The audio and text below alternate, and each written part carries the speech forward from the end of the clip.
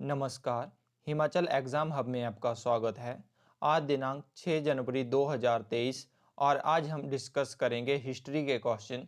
History के ये जो क्वेश्चन रहेंगे ये प्रीवियस ईयर पेपर के क्वेश्चन रहेंगे जो पहले भी एग्ज़ाम में पूछे जा चुके हैं और ये क्वेश्चन हम डिटेल में डिस्कस करेंगे जिससे इन क्वेश्चनों से और जो भी क्वेश्चन इंपॉर्टेंट बनते हैं प्रीवियस ईयर पेपरों के अकॉर्डिंग वे सारे क्वेश्चन डिस्कस हो सकें।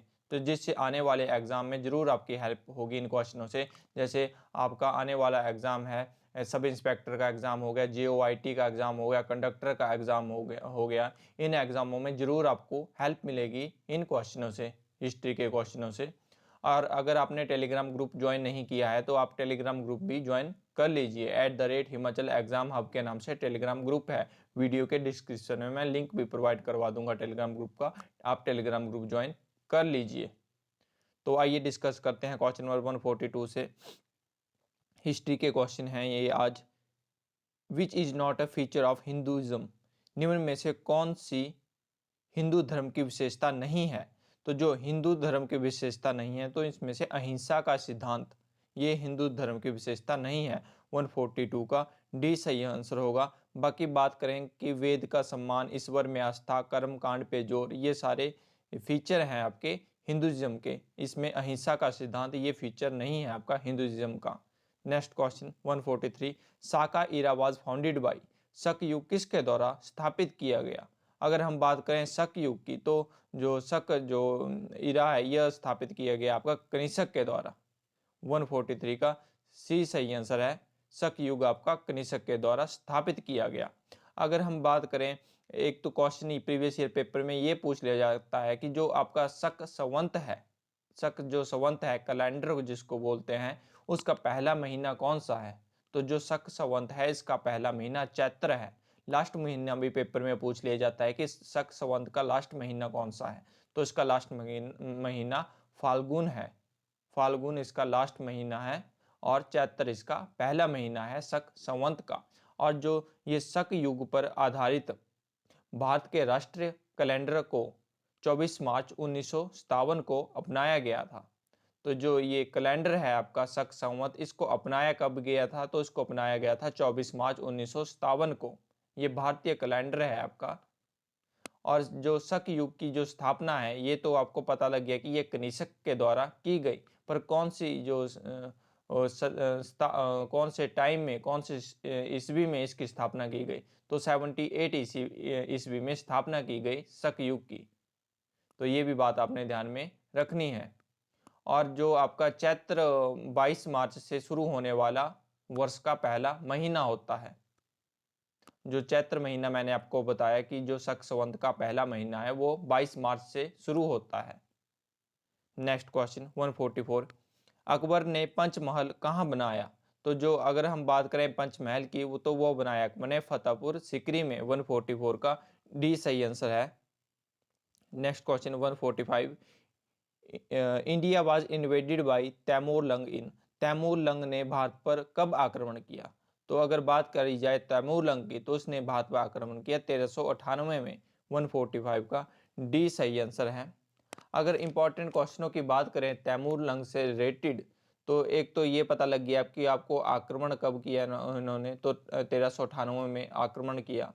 तो ये आए कहाँ से था तैमूर लंग। तो जो 1398 में मध्य एशिया से आया हुआ था, सेंट्रल एशिया से आया था तैमूर लंग भारत में। और तैमूर लंग के दिल्ली के समय जो जब आक्रमण किया था तैमूर लंग ने दिल्ली में, तो उसमें वहाँ के शासक कौन थे।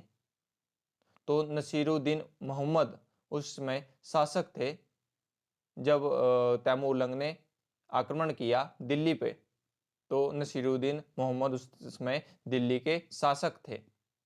और भारत पर आक्रमण के दौरान, मतलब जो जब भारत पे आक्रमण किया था तैमूर लंग ने, तो इनकी सहायता किसने की, ये क्वेश्चन पेपर में पूछ लिया जाता है।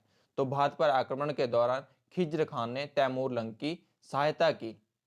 और जब वापस लौटते समय तैमूर लंग ने जो जीते हुए क्षेत्र थे जैसे लाहौर, मुल्तान, दीपालपुर और ये सारे जो खिज्र जो खां हैं इसको दे दिए गए थे ये सारे क्षेत्र बाद में।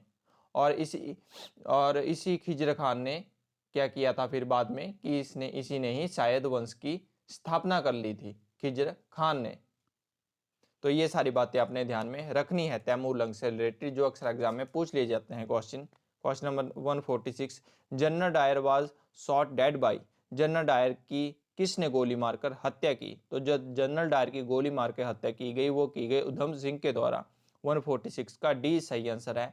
अगर बात की जाए जनरल डायर की, तो इनको गोली क्यों मारी गई उधम सिंह के द्वारा? क्योंकि इन्होंने 13 अप्रैल 1919 को जलियांवाला बाग में गोलियां चलाई थी निहत्थे लोगों पे।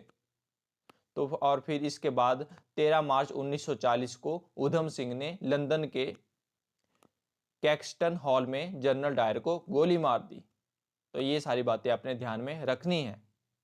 Next question, who advocated the policy of abolishing princely state in free India? किसने स्वतंत्र भारत में देशी रियासतों को खत्म करने की हिमायत की? तो ये हिमायत की आपकी पंडित जवाहरलाल नेहरू जी ने। बी इसका सही आंसर है 147 का। आंसर की में 147 का बी ही आंसर बताया गया है जो फाइनल आंसर की है। वैसे अगर इसको और जगह देखें तो इसका सी राजगोपालचारी भी आता है, पर जो फाइनल आंसर की के अकॉर्डिंग इसका आंसर बी है। कि ये आपकी स्वतंत्र भारत में देशी रियासतों को खत्म करने की हिमायत पंडित जवाहरलाल नेहरू जी ने की। नेक्स्ट क्वेश्चन, चलो ये नेक्स्ट क्वेश्चन पॉलिटी का क्वेश्चन है, इसको भी डिस्कस कर लेते हैं। 2-3 क्वेश्चन हैं ये। The term of Lok Sabha is normally, Lok Sabha की अवधि सामान्य रूप से होती है, तो ये सभी को बताया है कि 5 साल होती है। 148 का बी सही आंसर है। अगर इंपॉर्टेंट क्वेश्चनों की बात की जाए लोकसभा की, तो क्वेश्चन ये पूछा जाता है कि कौन सा सदन है लोकसभा संसद का? तो यह नियमन सदन है। और मैक्सिमम मेंबर पूछ लिए जाते हैं लोकसभा के कि मैक्सिमम मेंबर की संख्या कितनी है? तो 550 मैक्सिमम मेंबर की संख्या है लोकसभा में। और अगर बात की जाए एट प्रेजेंट कितने मेंबर हैं लोकसभा में, तो 543 543 मेंबर लोकसभा में एट प्रेजेंट हैं। और अगर बात की जाए एक जो आपकी सीट्स हैं आपकी लोकसभा की, ये कब तक परिवर्तन नहीं हो सकती? 2026 तक ये ऐसी ही रहेंगी इनकी संख्या सीट्स की। और ये सब हुआ था 84th कॉन्स्टिट्यूशनल अमेंडमेंट 2001 के अनुसार। लोकसभा एवं विधानसभा की सीटों में 2026 तक कोई परिवर्तन नहीं किया जाएगा इनकी संख्या में। तो ये अमेंडमेंट भी आपको ध्यान में रखना है। 84th कॉन्स्टिट्यूशनल अमेंडमेंट 2001 के अनुसार ये हुआ था, प्रावधान किया गया था। Next question 149, which is the upper house of parliament? संसद का उच्च सदन कौन सा है? अगर बात की जाए संसद के उच्च सदन की, तो ये है आपका राज्यसभा। 149 का ए सही आंसर है। अगर हम बात करें राज्यसभा की, तो राज्यसभा क्वेश्चन पेपर में ये तो पूछ लिया गया कि कौन सा सदन है, तो ये उच्च सदन है। और आर्टिकल भी पेपर में पूछ लिया जाता है कि राज्यसभा का आर्टिकल कौन सा है, तो आर्टिकल 80, आर्टिकल 80 राज्यसभा का आर्टिकल है। मैक्सिमम नंबर पूछ लिए जाते हैं कि जो मेंबर हैं उनकी संख्या कितनी है राज्यसभा में, तो 250 संख्या है मेंबर्स की राज्यसभा में मैक्सिमम। अगर एट प्रेजेंट बात करें तो 245 मेंबर हैं राज्यसभा में एट प्रेजेंट। और जो राज्यसभा के लिए राज्यों की सीटों का बंटवारा उनकी जनसंख्या के आधार पर किया जाता है। ये भी आपको पता होना चाहिए कि राज्यसभा की सीटों का बंटवारा किसके आधार पर होता है। तो राज्यसभा के लिए राज्यों की सीटों का बंटवारा उनकी जनसंख्या के आधार, राज्य की जनसंख्या के आधार पर किया जाता है। Next question 150, railway is subject in the, जो रेलवे है वो कौन सी लिस्ट का सब्जेक्ट है? तो ये है आपके यूनियन लिस्ट, संघीय सूची का ये सब्जेक्ट है आपका रेलवे। 150 का बी सही आंसर है। Next question, a collective term used by Jains for their secret books is, जैनों द्वारा अपनी पवित्र पुस्तकों के लिए प्रयुक्त सामूहिक शब्द है, तो ये है सामूहिक शब्द अंग। 171 का बी सही आंसर होगा। अगर बात की जाए जैन धर्म की, तो इससे और कौन कौन से इंपॉर्टेंट क्वेश्चन बनते हैं एग्जाम के अकॉर्डिंग, तो एक तो क्वेश्चन पूछ लिया जाता है कि जैन धर्म में कितने तीर्थंकर हुए, तो 24 तीर्थंकर हुए जैनिज्म में। और संस्थापक कौन है जैनिज्म के, तो ये संस्थापक हैं आपके ऋषभदेव। और ऋषभदेव किसके प्रतीक था ऋषभदेव, तो बैल चिन्ह का प्रतीक था ऋषभदेव को। और 23rd जो 23वें जो तीर्थंकर हैं उनका नाम भी पेपर में पूछ लिया जाता है कि वो कौन थे, तो पार्श्वनाथ 23वें तीर्थंकर थे, और सांप जो चिन्ह था इनका, और 24 जो 24th तीर्थंकर थे उनका नाम पेपर में पूछ लिया जाता है कि वो कौन थे, तो महावीर। महावीर आपके 24वें तीर्थंकर थे, और इनका जो चिन्ह है वो है आपका सिंह, शेर इनका चिन्ह है। और जन्म पूछ लिया जाता है महावीर का पेपर में कि इनका जन्म कब हुआ, तो 540 ईसा पूर्व वैशाली के निकट कुंडल ग्राम में जन्म हुआ महावीर स्वामी जी का। और बचपन का नाम पूछ लिया जाता है कि महावीर का बचपन का नाम क्या था, तो वृद्धमान इनके वर्धमान इनके बचपन का नाम था। पिता का नाम सिद्धार्थ था, माता का नाम त्रिशिला था, पत्नी का नाम यशोधरा था, और पुत्री का नाम प्रियदर्शनी था। तो ये सारे क्वेश्चन एग्जाम में आते हैं जो हमने डिस्कस कर लिए। नेक्स्ट क्वेश्चन 172, सातवाहनों ने अपने सिक्के मुख्यतः में ढाले थे। Satavahana minted their coins predominantly in, तो ये इसका सही आंसर होगा आपका लेड, ए इसका सही आंसर है 172 का। अगर हम बात करें सातवाहन वंश की, तो इसका संस्थापक पेपर में पूछ लिया जाता है कि जो सातवाहन वंश है इनके संस्थापक कौन थे, तो सिमुक इनके संस्थापक थे सातवाहन वंश के। और क्वेश्चन पेपर में ये पूछ लिया जाता है कि सातवाहन वंश का सबसे जो शक्तिशाली राजा है उसका क्या नाम था, तो गौतम पुत्र सतकर्णी इस वंश का, जो सातवाहन वंश है इसका सर्वाधिक जो महान शासक था, जो शक्तिशाली शासक था वो था गौतम पुत्र सतकर्णी। और सातवाहन खुद को क्या कहते थे, तो सातवाहन खुद को ब्राह्मण कहते थे, ये भी बात आपको पता होनी चाहिए। Next question 173, who was the court poet of Harsha, Harsha के दरबार में राजकवि कौन था, तो जो हर्ष के दरबार में राजकवि थे वो थे आपके बाणभट्ट। 173 का सी सही आंसर है। अगर बात की जाए बाणभट्ट की रचनाओं की कि बाणभट्ट ने क्या लिखा, तो बाणभट्ट ने कादंबरी और हर्षचरित्र लिखी बाणभट्ट ने। और अगर बात की जाए हर्षवर्धन की, तो हर्षवर्धन भी खुद एक कवि थे, तो हर्षवर्धन ने लिखी आपकी नागानंद, रत्नावली, प्रियदर्शिका, ये सारे नाटक की रचना हर्षवर्धन ने करी। नागानंद, रत्नावली और प्रियदर्शिका, ये सारे अपने ध्यान में रखने हैं जो अक्सर एग्जाम में पूछ लिए जाते हैं। Next question, which museum houses the largest collection of Kushan sculptures, किस संग्रहालय में कुषाण प्रतिमाओं का सबसे बड़ा संग्रह है, तो ये है आपका मथुरा संग्रहालय में। मथुरा संग्रहालय में कुषाण प्रतिमाओं का सबसे बड़ा संग्रह है। 174 का ए सही आंसर हो जाएगा। नेक्स्ट क्वेश्चन 175, एक प्रसिद्ध यात्री मार्को पोलो किस देश का वतनी था, Marco Polo a famous traveller was native of which country, तो ये थे आपके 175 का सही आंसर होगा आपका बी, इटली के ये नेटिव थे, इटली के रहने वाले थे ये मार्को पोलो।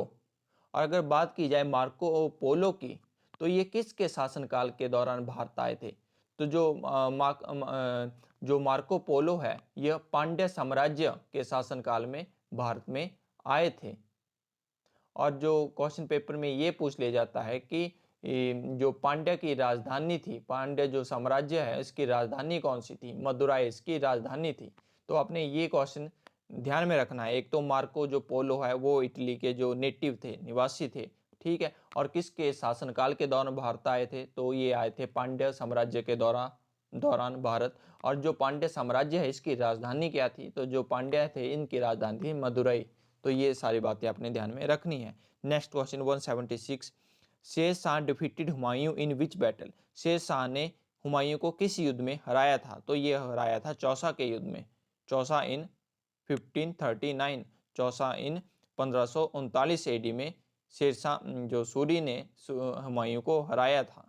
20 का सही आंसर होगा। Next question 177, who said about Mahatma Gandhi that he is a half naked fakir, Mahatma Gandhi के बारे में किसने यह कहा था कि वो अर्ध नंगे फकीर हैं, तो ये कहा था विंस्टन चर्चिल ने। 177 का ए सही आंसर होगा।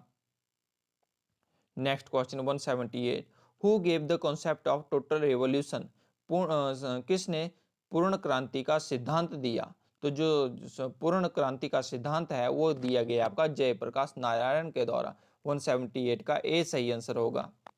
क्वेश्चन पेपर में ये पूछ लिया जाता है जयप्रकाश नारायण से रिलेटेड कि इनको और किस नाम से जाना जाता है, तो जयप्रकाश नारायण को लोकनायक के नाम से भी जाना जाता है। और एक लोकमान्य भी है, नाम है, तो वो किसका नाम है? तो लोकमान्य बाल गंगाधर तिलक का है, नाम है। तो आपने इसमें कंफ्यूज नहीं होना है। जो लोक नायक हैं वो कहा जाता है जयप्रकाश नारायण को, और जो लोकमान्य है वो कहा जाता है बाल गंगाधर तिलक को। तो ये दोनों क्वेश्चन आपने ध्यान में रखने हैं जो अक्सर एग्जाम में पूछ लिए जाते हैं। Next question, The famous figure of a dancing girl found in the excavation of Harappa was made up of। Harappa उत्खनन में प्राप्त एक नाचती हुई लड़की की प्रतिमा किसकी बनी हुई थी? तो ये बनी हुई थी आपकी ब्रॉन्ज की। सी इसका सही आंसर है, तांबा ब्रॉन्ज की ये बनी हुई थी। 142 का सी सही आंसर है। अगर हम बात करें डांसिंग गर्ल की, तो ये कौन सी जो उससे प्राप्त हुई थी, कौन सी सभ्यता से प्राप्त हुई थी? तो ये मोहनजोदाड़ो से प्राप्त हुई थी आपकी डांसिंग गर्ल। और क्वेश्चन पेपर में ये पूछ लिया जाता है कि मोहनजोदड़ो जो सभ्यता है वो कौन सी नदी के किनारे स्थित थी? तो सिंधु नदी के दाहिने तट पर स्थित थी आपकी मोहनजोदड़ो। ठीक है। और मोहनजोदड़ो को और किस नाम से जाना जाता है? तो मोहनजोदड़ो को मृतकों के टीला के नाम से भी जाना जाता है। ये बात भी आपने ध्यान में रखनी है। Next question 143, the fourth Buddhist council compiled an encyclopedia of Buddhist philosophy called. चतुर्थ बौद्ध संगति द्वारा संकलित बौद्ध दर्शन का इंसाइक्लोपीडिया कहलाता है। तो ये कहलाता है आपका महाविभाषा सूत्र। 143 का सी सही आंसर होगा। अगर हम बात करें फोर्थ बुद्धिस्ट काउंसिल की, तो ये हुई कहाँ पे थी? क्वेश्चन ये भी पेपर में पूछ लिया जाता है। तो ये हुई थी आपके कुंडलवन कश्मीर में। और जो ये हुई किस शासक के टाइम में थी? तो ये कनिष्क के टाइम पे हुई थी। और जो इसके अध्यक्ष हैं वो कौन थे? तो जो इसके अध्यक्ष रहे हैं फोर्थ बुद्धिस्ट काउंसिल के, तो वो रहे हैं आपके वसुमित्र। और फर्स्ट जो बुद्धिस्ट काउंसिल है वो हुई थी आपकी राजगिरी में, और अजात शत्रु के टाइम हुई थी।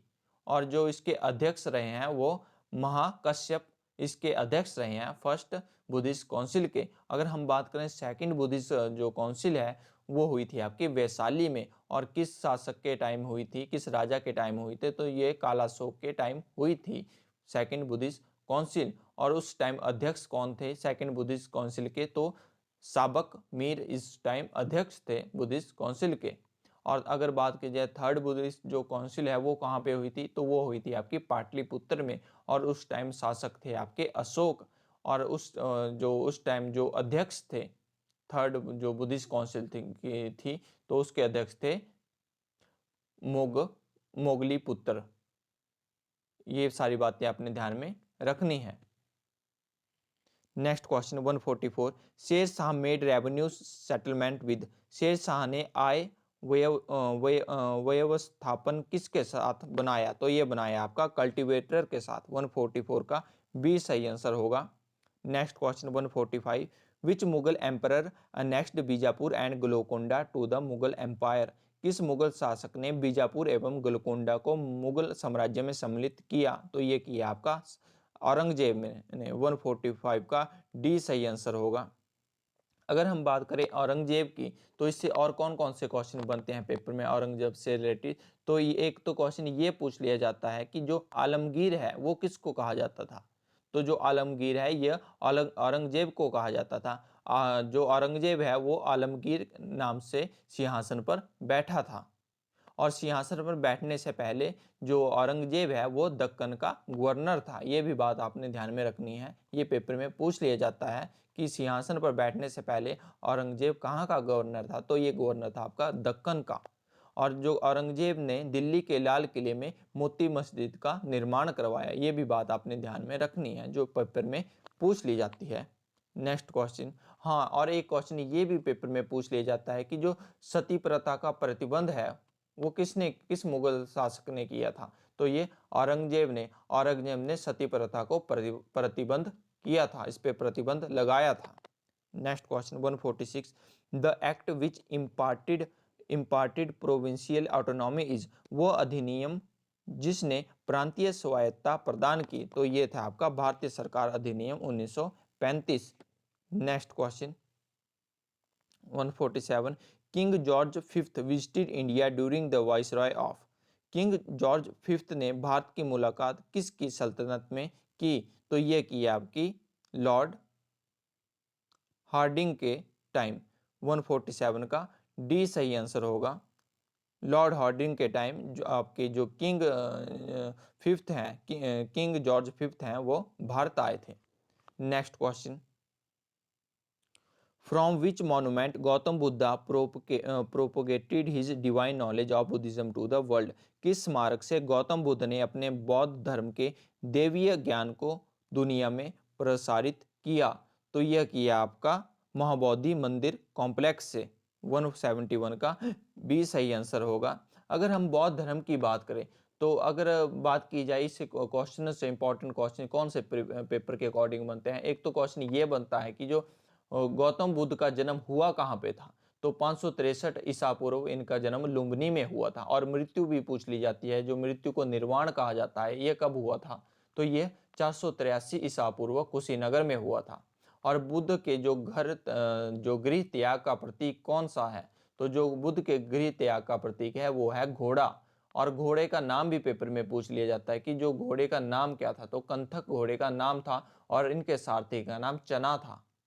और गृह त्याग की घटना कहलाती है आपकी महाभिनिशीकरण, महाभिनिशीक्रमण गृह त्याग की घटना कहलाती है। और ज्ञान प्राप्ति की घटना संबोधि कहलाती है। और प्रथम जो उपदेश देने की घटना है वो धर्म चक्र परिवर्तन कहलाता है। और इनका देहांत महापरिनिर्माण कहलाता है। Next question 172, the Indus valley civilization Kalibangan is famous for which of the following. Sindhu घाटी सभ्यता में कालीबंगन निम्न में से किसके लिए प्रचलित है? तो ये प्रचलित है आपका कुम्हारी मिट्टी के बर्तन के लिए। 172 का डी सही आंसर होगा। Next question 173, who was the first to make use artillery in warfare in medieval India. मध्य भारत में युद्ध में सर्वप्रथम तोपों का उपयोग किसने किया? तो जो तोपों का उपयोग है वो किया आपका बाबर ने। 173 का ए सही आंसर होगा। Next question, which is not correct about Taj Mahal. तो निम्न में से ताजमहल के लिए कौन सा सही नहीं है? तो इसमें यह सही नहीं है कि जिसने इसे बनाया था उन शिल्पकारों के नाम इस पर उत्तीर्ण किए गए थे, ये सही नहीं है। बाकी यह एक अत्यंत सुंदर मकबरा है, ये भी सही है। इसका निर्माण शाहजहां ने करवाया था, ये भी सही है। ये आगरा के किले के बाहर की तरफ स्थित है, ये भी सही है। नेक्स्ट क्वेश्चन 175, चंद्रगिरी किला स्थित है। तो जो चंद्रगिरी किला स्थित है वो स्थित है आपका आंध्र प्रदेश में। 175 का डी सही आंसर होगा। तो अगर बात की जाए चंद्रगिरी किले की, तो यह 11वीं शताब्दी में यादव शासकों ने बनाया था। तो ये थे आज क्वेश्चन हिस्ट्री के जो हमने डिटेल में डिस्कस कर लिए। आई होप आपको वीडियो पसंद आई होगी। अगर वीडियो पसंद आई हो तो चैनल को सब्सक्राइब और वीडियो को लाइक जरूर करें। धन्यवाद।